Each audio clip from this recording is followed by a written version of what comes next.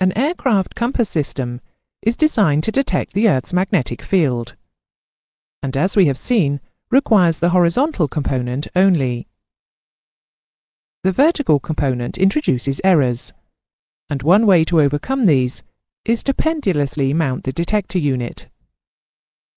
Unfortunately, there are also other influences that can diminish the compass accuracy. The compass is also sensitive to other magnetic fields. For instance, those generated by electrically driven instruments and metallic objects within the aircraft. These secondary magnetic fields can cause the compass to deviate away from magnetic north. Such distortion of the actual compass reading is referred to as deviation.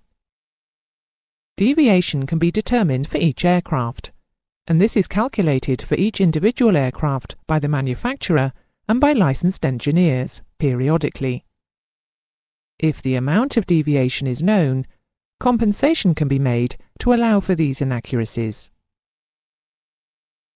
Deviation is defined as the angle measured at a point between the direction indicated by a compass needle and the direction of magnetic north. The compass actually points to compass north, as opposed to magnetic north.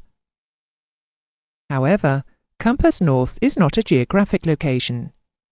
It is merely magnetic north that is affected by local magnetic influences within the aircraft.